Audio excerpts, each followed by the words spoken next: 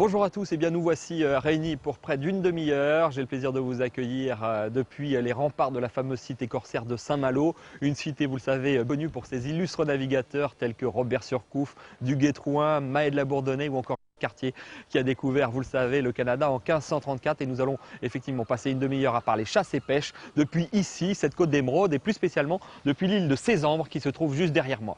Alors si la ville de Saint-Malo est bien connue pour son passé maritime où de nombreux vaisseaux anglais furent coulés à l'époque du Roi Soleil, sachez que durant la Seconde Guerre mondiale, elle a subi de nombreux bombardements et notamment justement cette île de Sésambre qui est située à 3000 nautiques de la côte et qui a longtemps été considérée comme une île martyre. Sésambre fut l'un des derniers endroits libérés en 1944 et était connue à l'époque sous le nom de l'île interdite. Elle fut durant plusieurs décennies défendue d'accès au public du fait justement des lourds bombardements qu'elle a dû subir lors de sa libération.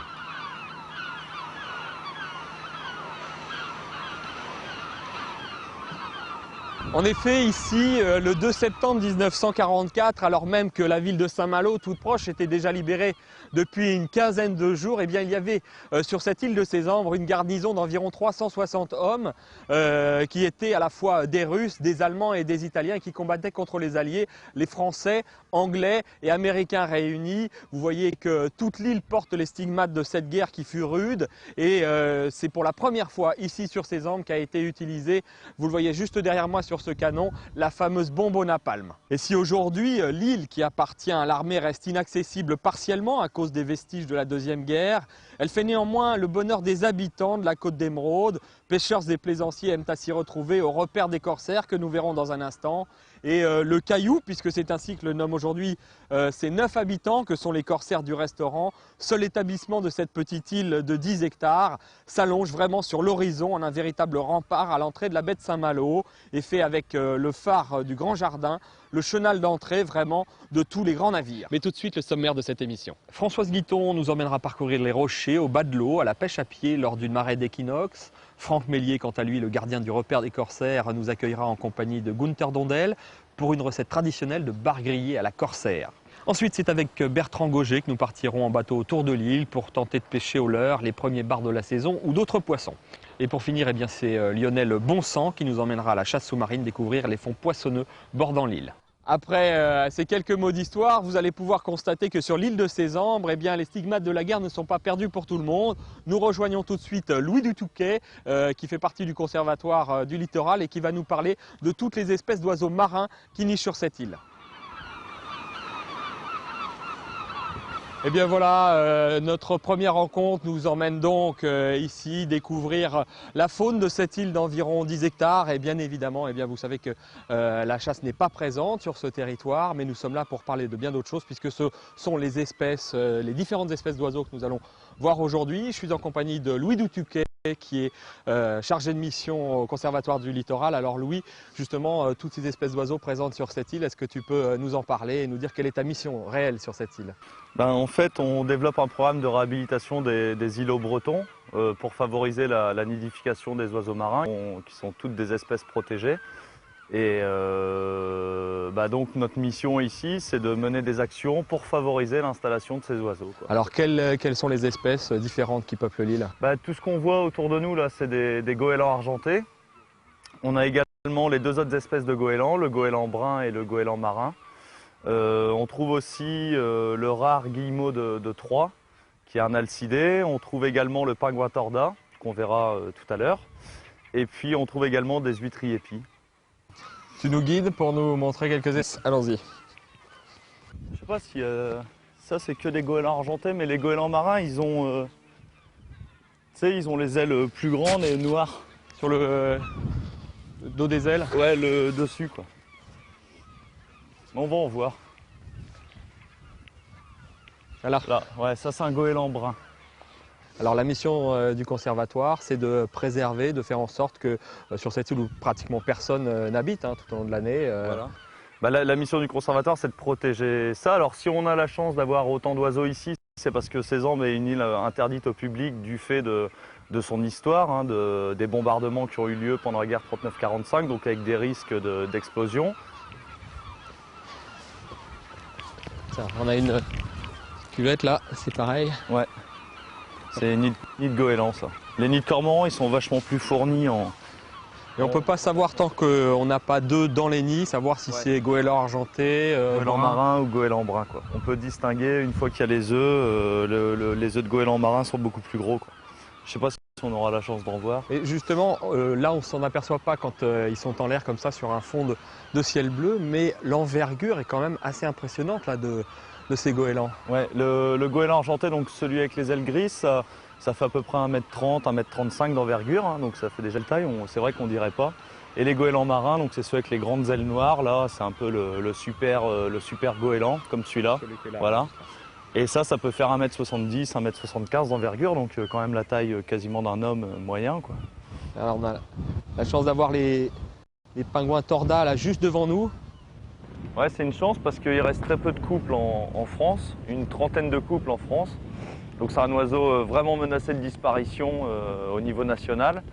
Et il y a quelques couples fragiles qui se reproduisent à ces ambres. Et là, effectivement, on a la chance de les voir poser sur ces falaises au nord de l'île.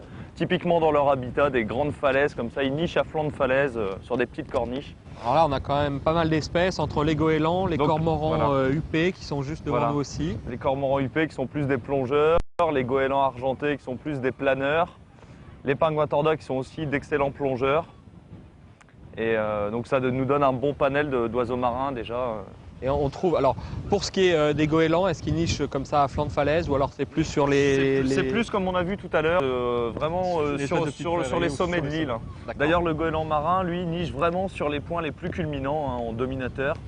Et ça fait juste des petites cuvettes dans la végétation. On voit bien que les cormorans là sont en plumage nuptial. Voilà, avec la petite huppe relevée. Et un plumage noir scintillant avec des reflets verts. C'est extraordinaire parce qu'il y a encore deux pingouins qui viennent de se poser juste derrière. On a sur 30 couples, là on en a quand même déjà 3 ou 4. Ah, ils sont pas tous forcément nicheurs ici, mais ils se promènent et ils sont à la recherche de sites de nidification. On peut avoir également des juvéniles qui viennent se poser comme ça et repérer les lieux pour une future nidification l'an prochain ou l'année d'après, quoi. Bon, on va aller un petit peu plus au sud de l'île, là justement pour parler de ce problème de prédation avec les rats. Tu vas nous montrer un petit peu ça.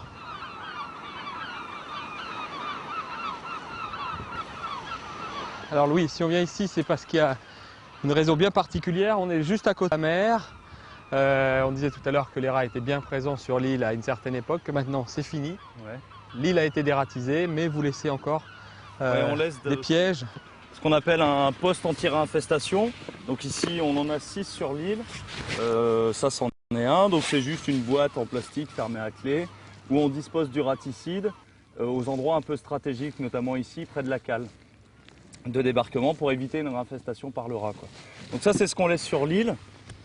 Par contre, la dératisation, elle s'effectue pour 80% de la dératisation avec ce système de piège, qui est un piège non vulnérant. Donc tout simple, hein, on dispose un appât ici, le rat rentre, essaye d'attraper et le système referme, la cage se referme. Le problème, c'est qu'on ne peut pas avoir tous les rats avec ce dispositif. On arrive à piéger 80% de la population. Et ensuite, on finit avec ce système de tubes PVC, hein, de tuyauterie, où on dispose du raticide dans le bouchon. Et puis, ce qui permet le passage d'un rat, mais là encore, ça évite d'intoxiquer d'autres espèces et de disperser le raticide dans l'environnement, quoi.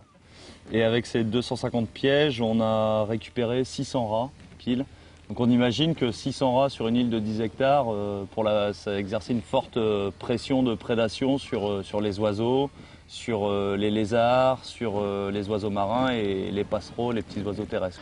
Bon, et ben écoute, on a vu là les techniques de dératisation. S'il y a quelqu'un qui était bien aussi en contact avec les rats, c'est Franck Mélier, qui a le restaurant qui se trouve juste au-dessus de nous. Il vit ici depuis 13 ans environ et il a bien connu cette époque où effectivement les rats étaient un peu les maîtres sur l'île. On va tout de suite aller le voir.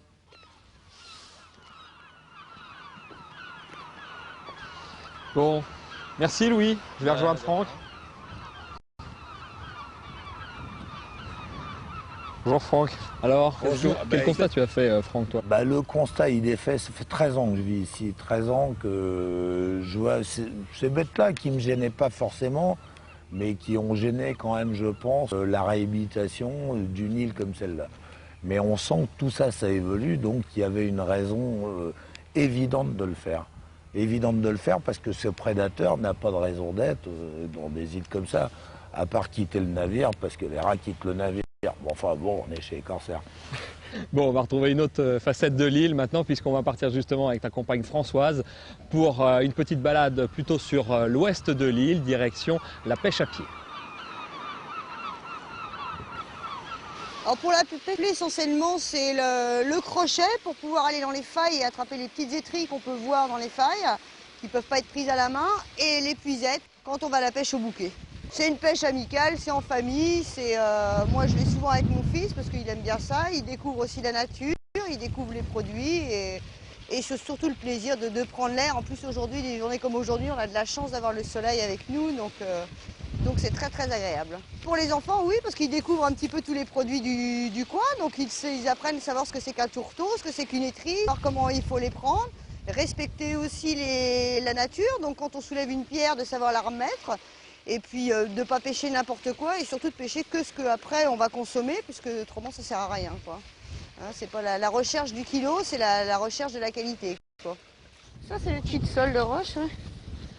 Alors là on est plus au sud-ouest de l'île, donc il est quand même plus agréable aujourd'hui, vu que le vent vient de l'ouest où on était tout à l'heure, on est quand même très au vent.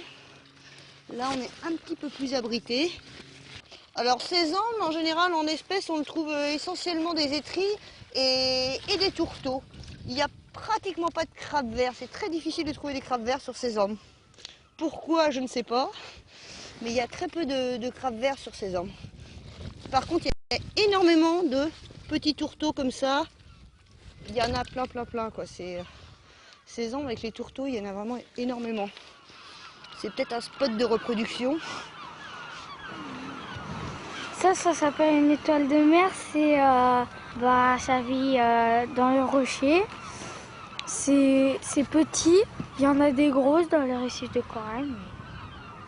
Mais... Ici, il n'y a que des petites.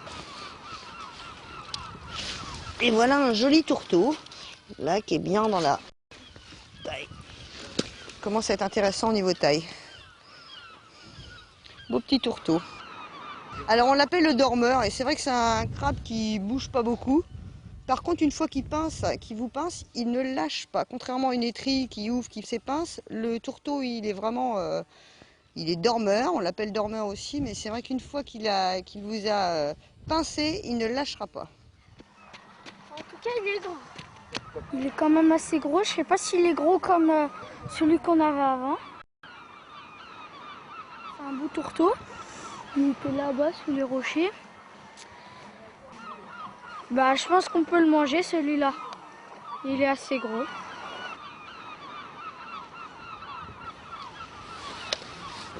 Voilà un spécimen, un ormeau, qui fait largement la taille, puisque normalement pour pêcher les ormeaux, il faut que les ormeaux fassent au moins 9 cm de longueur. Hein. C'est la taille, c'est comme les étrilles doivent faire 5 cm, il y a des tailles à respecter. Donc celui-ci il est bon. Ce qui serait l'idéal, ce serait d'en trouver d'autres pour se faire une bonne petite popote. Ça, c'est à moitié un petit congre, je sais pas. C'est assez petit, on l'a trouvé dans les rochers, mais je pense que c'est pas la taille parfaite pour le manger. Et là, il y en a un autre un peu plus petit, je crois. On va les remettre à l'eau parce qu'ils sont pas assez grands. Là, il va être temps de remonter parce que la mousse commence à venir. On voit un petit peu les vagues de banc de sable là, qui commencent à se recouvrir. Donc la mer remonte. Donc là, on est tranquille puisqu'on est sur la plage. Mais par contre, quand on pêche sur un banc de sable, il faut faire très attention parce que la mer remonte très vite en période de marée. Donc il faut le faire, petite prudence à respecter. Voilà, ça c'est la pêche du jour. Donc bon, il y a des étrilles évidemment qui sont petites. Donc celles qui sont trop petites, on les rejette à la mer. On les respecte, on viendra les rechercher la prochaine marée en espérant qu'elles ont bien grandi. Voilà, donc il y a un petit peu d'échantillon de tout. Il y a une petite araignée. Il y a des tourteaux. Petits tourteaux. Et des étrilles. Les étrilles, les grosses comme ça que l'on garde, quoi. On va faire. Voilà. Hein, on a fait quelques ormeaux mais pas suffisamment, donc on va les rejeter à la mer. Et le bouquet aujourd'hui on n'a pas essayé, donc on laisse un petit peu. Mais là, il y a de quoi faire déjà une bonne petite veloutée d'étris là. De la pêche à pied à la pêche en mer, il n'y a qu'un pas que l'on franchit allègrement dans Seasons Magazine, puisque maintenant c'est notre sujet terroir. Je suis en compagnie de Gunther et nous allons vous préparer, et là je suis présent dans ce sujet parce que je tenais absolument à vous montrer ça, un bar. On va cuisiner un bar, mais d'une façon bien particulière, puisque Saint-Malo n'étant pas loin, nous sommes sur une île corsaire, c'est le bar à la corsaire, Gunther. Donc voilà, je vous ai amené aujourd'hui un bar de 3 kg que je vais m'apprêter à vider parce que je pense que beaucoup de gens s'y prennent très très mal pour le faire et donc ont beaucoup de complications pour la cuisson par la suite. Bon bah tu vas nous montrer ça, on va voir ça en détail avec un très beau poisson. Première chose, on prend le poisson vraiment par les ouïes. Alors toutes les étapes pour bien vider un poisson. Donc pour bien vider un poisson. Donc nous allons commencer justement par cette fameuse entaille que les gens ont l'habitude de faire, mais il la prolonge beaucoup trop. C'est que voilà, cette entaille suffit amplement.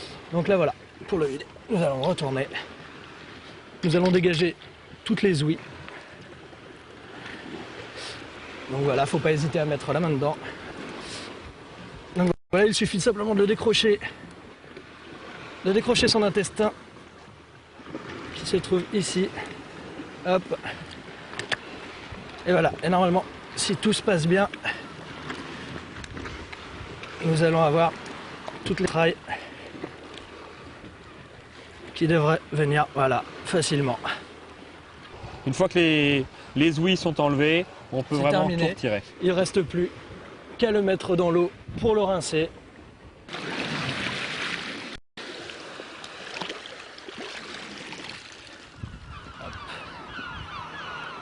On va se retrouver en cuisine pour la préparation de ce poisson. Voilà. Changer de... On reste dans un cadre naturel, hein. L'eau est en face de nous, on vient de le sortir. Et voilà ce superbe bar. Alors, comment est-ce qu'on le prépare maintenant? Donc voilà, la préparation est quand même un point essentiel dans la cuisson d'un poisson. Donc nous allons commencer par enlever toutes ces nageoires, puisque au barbecue, c'est ce qui va nous causer quelques petits problèmes. Alors, on n'a pas précisé tout à l'heure qu'effectivement, ce bar, il va être cuit. On a dit que la recette, c'était à la corsaire, mais c'est un bar qui est cuit sur un barbecue. Après avoir ébardé le poisson, nous allons passer au séchage. C'est important de sécher le poisson comme ça. C'est important parce qu'un poisson frais a toujours un mucus qu'il y a sur le dessus de sa peau et qui nous cause quelques petits problèmes sur les grilles du barbecue. Donc nous allons attaquer ce qu'on appelle ici le fourrage. Donc nous avons quelques éléments que nous allons mettre, donc de la fleur de sel, du poivre noir, du fenouil en grains et du laurier. Donc voilà, une petite pincée à chaque fois, on peut insister sur le sel. Donc voilà un peu de poivre noir. Donc après avoir bien préparé ce poisson, maintenant pour conserver la farce à l'intérieur, pour sa tenue sur le barbecue, puisque vu la taille, il va mettre du temps et à force de lui faire des allers-retours, la peau va se craqueler. Donc pour une question de présentation, pour une question déjà pour conserver la farce à l'intérieur, pour ne pas qu'elle tombe, nous allons le ficeler. Donc voilà, de la même façon qu'on fice un rôti, il est exactement de la même façon. Donc voilà, je vais le retourner. Hop.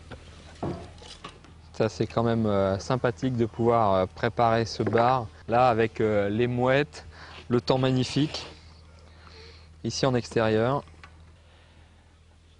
Hop. On serre bien tout ça et voilà un poisson prêt à passer sur le barbecue. Alors le barbecue ça va être une autre étape et il va falloir préciser aussi à la fois le temps de cuisson et la hauteur pour pouvoir cuire le poisson. Bien sûr. Donc voilà, déjà nous allons commencer par nous retourner vers le barbecue. Là j'ai baissé les grilles parce que il est important et vraiment essentiel d'avoir une chaleur mais vraiment intense au niveau des grilles. Intense, voilà vraiment, exactement. Parce que les grilles, si vous voulez, on va travailler beaucoup sur l'inertie, étant donné qu'il est gros. Nous allons le cuire à cette hauteur-là. Donc là, un poisson de cette taille mettra environ 35 minutes de cuisson. Donc mieux vaut longtemps qu'à la limite le cuire en bas et vouloir être rapide, un feu trop qui fort. va griller, qui va dessécher le poisson complètement. Donc là les grilles sont bien chaudes. Donc voilà, maintenant que les grilles sont bien chaudes, on les a remontées et il est temps maintenant pour nous de poser ce joli bar qui mettra, voilà, ce que je disais tout à l'heure, environ 30-35 minutes de cuisson sans trop de problème. Et il faudra le retourner environ toutes les 10 minutes. Voilà, 10 minutes sont écoulées. Gunther, maintenant. Et voilà, il est temps pour ce poisson de faire une petite volta. Donc on va le retourner gentiment. Hop. Voilà. On peut voir toutes les rayures du barbecue. Alors, ce bar. Donc voilà, 35 minutes après, nous allons tester la chose. Voilà, je vais vous expliquer comment on découvre qu'un poisson est prêt. C'est cette fameuse arête. Et donc à partir du moment où celle-là s'enlève sans trop de difficulté, il est normal que le poisson soit parfaitement cuit. Le fameux cure-dent. Cure-dent. À l'époque des corsaires, corsaire. cette arête, voilà, cette arête servait à se curer les dents une fois que le poisson était terminé. Donc voilà, ce poisson est cuit, donc sans plus tarder, nous allons le sortir. Et on l'ouvre donc. Donc de la queue jusqu'à la tête, voilà. On fait notre petite taille. Et si tout se déroule bien, la peau s'enlève très très facilement. Regardez, c'est magnifique. Tu fais la déco et puis tu nous le sers, c'est ça? Et voilà, donc je vous invite à rejoindre la table, je le prépare. Et bien à tout de suite. Alors Gunther, ce bar, voilà, terminé. Ben le voilà, présenté. Donc voilà, ce bar, donc accompagné d'un petit riz basmati et d'un petit beurre blanc. Voilà, ben je vais goûter ce bar, mais il nous manque juste une étape là, Gunther, hein, l'étape de la pêche, c'est ce qu'on va rejoindre juste après. Je vais goûter ce fabuleux poisson et je vais retrouver ensuite Bertrand Gauger. Nous allons partir ensemble pour le pêcher justement le long de ces côtes de l'île de Sézanne.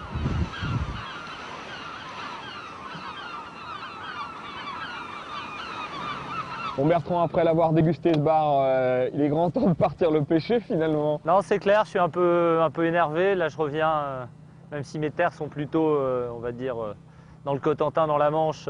J'aime bien revenir à Saint-Malo et le repère des corsaires avec l'unique Francky. J'aime bien venir ici pêcher où j'ai pas mal d'expérience et de beaux poissons dans le coin. Oui, alors on va pêcher au leurre, hein, le bar, tranquillement autour de l'île. Bon, bah écoute, on peut y aller. C'est parti. Bon, on est arrivé. Ouais. Bertrand. Bon, bah Guillaume, je vais te présenter un peu le coin, la topographie, on se passer une canne et puis t'expliquer les principes de maniement des leurres, voilà. Impeccable.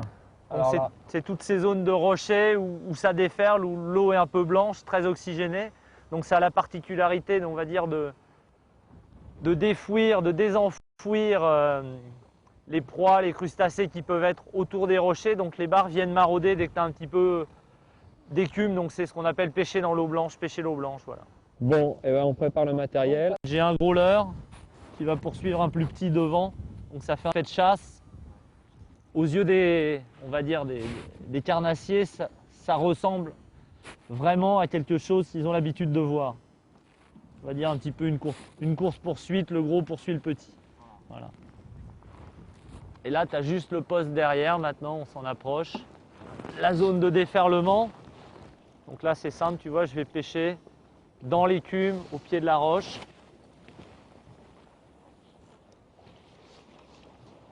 Donc essaye de mouliner canne basse.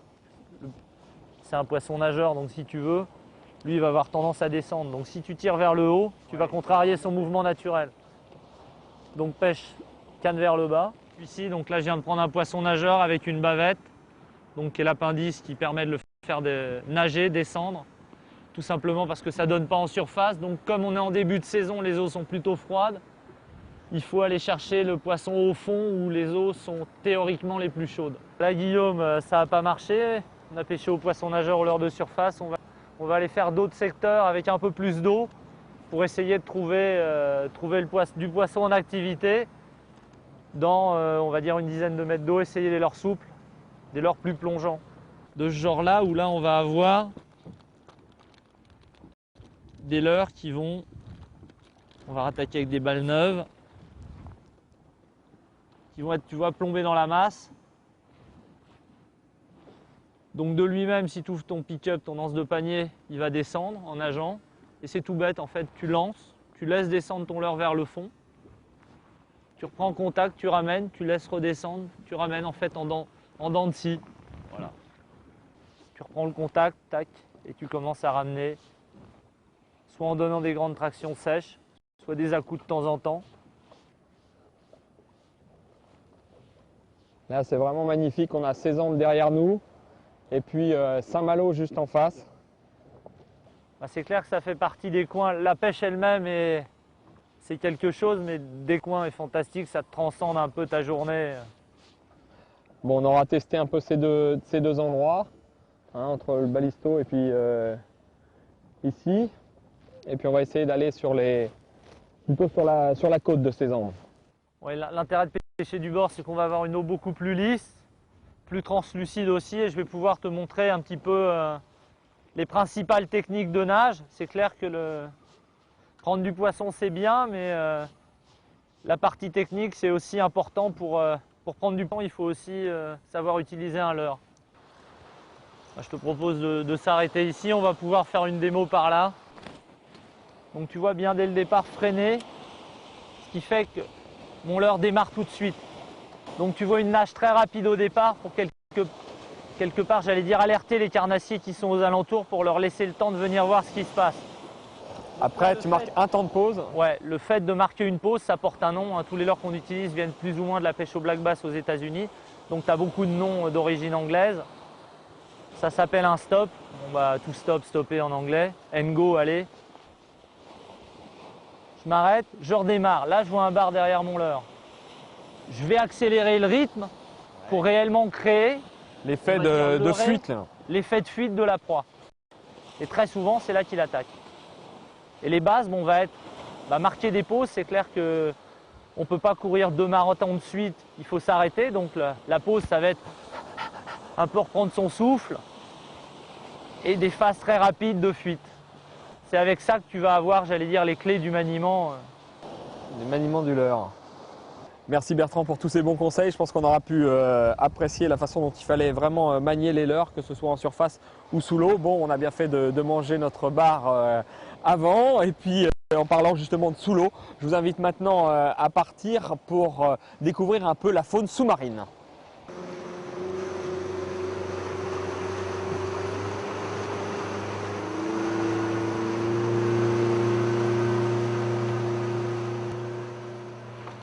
Voilà le meilleur moment de la journée. Et le fusil dans l'eau. On charge tranquillement, en sécurité. Et on y va.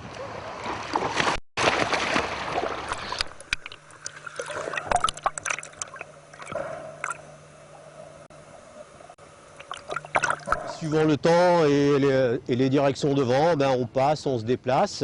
En général ici, on commence à en faire, on est en chasse nous, pas par rapport à la canne. On commence à la mi-mai, début juin, ça commence à venir légèrement. Il faut que l'eau se réchauffe un petit peu. Là à l'heure actuelle, elle fait 10-11 degrés. Il y a peu de chances qu'aujourd'hui qu'on en voit. Mais bon, on va tenter sa chance quand même parce que le bar c'est comme ça. Mon option c'est de partir. Si on en fait, on en fait. Si on en voit, on est récompensé. Et si on en attrape, c'est la cerise sur le gâteau. Moi je chasse régulièrement sur toute la côte ici. La seule technique de pratiquer ici, c'est surtout l'agachon. Le lieu, on peut pratiquer un petit peu la coulée sur le lieu parce qu'on peut tomber sur quelques spécimens qui ne bougent pratiquement pas. L'été, il est vrai que ça peut arriver. On peut tomber sur des bars, sur des journées ensoleillées ou après la chasse par exemple, ils peuvent végéter un petit peu et rester presque immobiles. Bon, il arrive de tomber sur des poissons qui ne bougent pas où on peut les tirer par exemple du dessus à la coulée, c'est-à-dire qu'on appelle ça à la coulée. Ou alors à l'agachon, ce qui consiste à descendre, de tomber sur un endroit et d'attendre une dizaine de secondes, de se cacher. Suivant la visibilité, en eau claire, il est préférable de se cacher, mais paradoxalement pas trop non plus, parce que le bar étant curieux, il vient voir. Et par contre, quand l'eau est un petit peu trouble, c'est quand même mieux, c'est paradoxal, mais de mieux se cacher, parce que le bar fera plus d'efforts pour venir vous voir. Alors que par exemple dans les îles, dans les eaux chaudes, le poisson se tire à vue, il vient vous voir directement. Et plus l'eau est claire, et moins le bar est méfiant quand même. Parce qu'il voit mieux, donc il nous voit mieux, il est moins méfiant, il vient plus facilement sur nous. En eau trouble, c'est plus délicat. En général, les pêches sont plus délicates en eau trouble. parce qu'on voit moins bien, mais parce que le bar aussi est plus méfiant, parce qu'il voit moins bien aussi. Ici, en venant plonger sur Sézanne et sur la côte, les précautions à prendre, surtout le courant, ne pas présumer de ses forces, parce qu'il s'inverse très vite et il est violent très très vite. Donc un endroit où on peut être tranquille, en quelques secondes, ça peut s'inverser et on peut avoir beaucoup de mal. Ne pas présumer de ses forces, parce qu'en général, les 3/4 des accidents de plongée viennent de gens qui se mettent à l'eau comme ça et qui pensent avoir un niveau important tout de suite. La plongée, c'est des années et des années d'entraînement. Ça demande une pratique assez régulière si on veut chasser comme nous dans des eaux assez, enfin quand je dis assez profondes, c'est entre 10 et 15 mètres ici dans le courant, ce qui est quand même assez délicat à faire, à pratiquer. Il faut de l'entraînement. Moi je conseillerais aux gens qui débutent ici, c'est de débuter sur des fonds on va dire entre la surface et puis 5-6 mètres. En occasion, là on peut en parler parce que ça va être la période de l'araignée. Donc les 3/4 des jeunes qui débutent ici se mettent à l'araignée, une pêche assez facile, on appelle ça la cueillette. Et là, ça permet à tout le monde de se mettre à l'eau, de ramener un petit panier de crabes le soir à manger à la maison. Mais ici, c'est quand même très très poissonneux. Il y a une variété de poissons bien appréciable et on a surtout une variété de coquillages et de crustacés. C'est sûrement un des endroits de France où il y a plus de variétés. Donc même si on arrivait à s'échouer sur Sézanne, on aurait de quoi manger pour pas mal de temps, je crois. Seasons Magazine à Sézanne, c'est terminé. Si vous souhaitez prolonger le plaisir de découvrir cette île, eh bien, je vous recommande particulièrement la lecture de cet ouvrage. Sézanne, l'île interdite de Vera Cornicaire, paru aux éditions La Découvrance. Vous y replongerez dans l'histoire tumultueuse de cette île et vous y découvrirez également de très jolies cartes postales et des cartes de guerre. Voilà, sachez également que pour vous rendre à Sézanne, eh bien, il suffit de vous rendre du côté de Dinard, ici à ma gauche, à la gauche de cette croix, ou bien encore de Saint-Malo, à droite, et vous pourrez prendre le bateau et revenir ici. Vous pouvez également, bien évidemment, vous rendre ici au repère du Corsaire, mais je vous invite fortement à réserver votre table. Voilà, toutes ces informations sont évidemment disponibles sur notre site seasons.fr. Je vous souhaite une très bonne semaine et à très bientôt.